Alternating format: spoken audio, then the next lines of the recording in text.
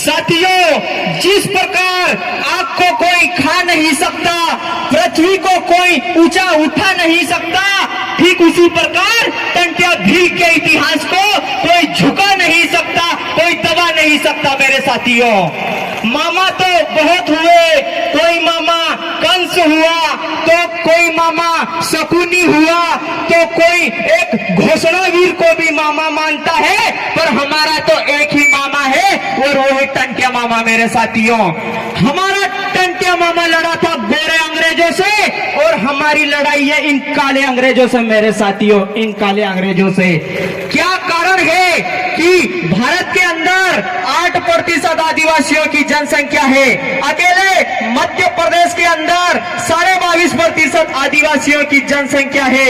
उनको उनके सबसे बड़े त्योहार विश्व आदिवासी दिवस पर ना केंद्र की सरकार और ना स्टेट की सरकार, सबसे बड़े त्योहार विश्व आदिवासी दिवस पर सरकारी छुट्टी घोषित नहीं करती, तो ये हमारे साथ अन्याय और अत्याचार हो रहा है साथियों।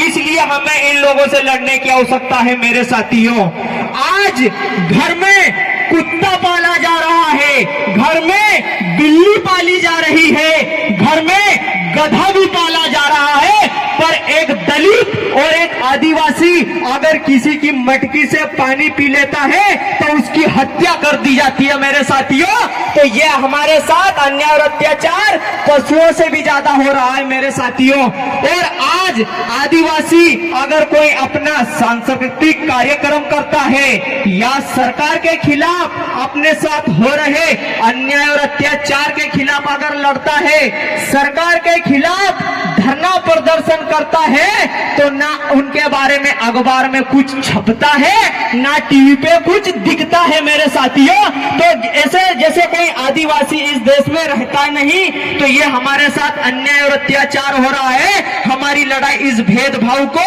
खत्म करने की लड़ाई है। मेरे साथियों, और आज ये नहीं दिखाया जा रहा कि टंट्या भील ने आदिवासियों के लिए क्या किया, ये नहीं दिखाया जा रहा कि बिरसा मुंडा ने आदिवासियों के लिए क्या किया, ये नहीं दिखाया जा रहा कि संविधान में बाबा साहब भीमराव अंबेडकर ने दलित पिछड़े आदिवासियों को क्या हक और अधिकार दिया, और हमारे लोगों को मुद्दे से गुमराह करके टीवी पे ये दिखाया जा रहा है कि कटप्पा ने बाहुबली को क्यों मारा, यह दिखाया जा रहा है। मेरे साथियों, तो क्या ये कटप्पा और लुटप्पा का इतिहास पढ़ने से ये दिखाया जा रहा है कि कटप्पा ने बाहुबली को क्यों मारा, यह दिखाया जा रहा है। मेरे साथियों, तो क्या ये कटप्पा और लुटप्पा का इतिहास पढ़ने से आदिवासियों का विकास हो सकता है क्या साथियों?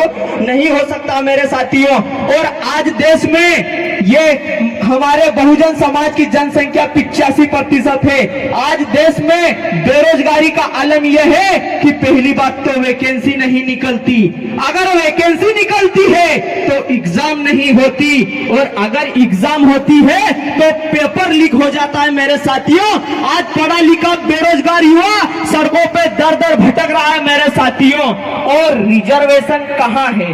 सरकारी संस्थाओं में।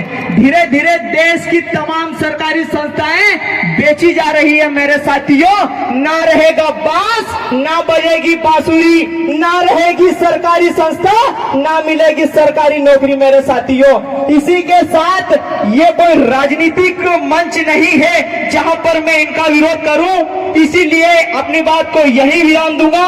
जय भीम,